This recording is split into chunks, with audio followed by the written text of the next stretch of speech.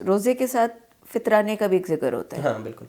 تو اس کے بارے میں بتائیے. ہر وہ شخص جو مسلمانوں کے گھر میں ہے، چاہے اس نے روزے رکھے ہیں چاہے نہیں رکھے، بالغ ہے نابالغ ہے، مسلمان ہے، تو اس کا فطرانہ ادا کرنا وہ لازم ہے. وہ گھر کا سربراہ ادا کر دے یا وہ خود اپنے طور پر ادا کرے، دونوں صورتوں میں وہ فطرانہ ضرور ادا کرے گا. اچھا، فطرانہ دیا کس کو جائے گا؟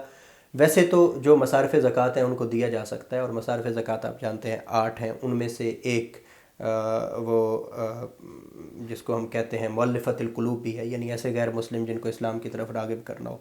زکوٰۃ کے مصارف وہ ہے.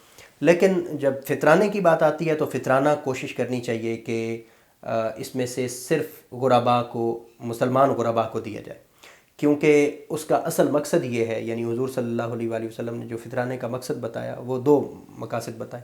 ایک تو یہ ہے کہ روزے کے دوران جو غلطی کوتاہی ہو جاتی ہے یہ اس کی معافی کا ذریعہ بن جاتا ہے، اور دوسرا یہ غرباء کو عید کی خوشیوں میں شامل کرنے کا ذریعہ بن جاتا ہے. تو ہم اگر اپنے عید کے لیے اتنا اہتمام کر رہے ہیں اور اس میں غرباء کو بھی شامل کرتے ہیں تو اللہ تعالیٰ ان کی اس خوشی کو ہمارے روزوں کی قبولیت کا ایک ذریعہ بنا سکتا ہے. تو اس لیے فطرانہ ادا کرنا، یہ اس کو واجب صدقہ کہتے ہیں، یعنی یہ لازم ہے.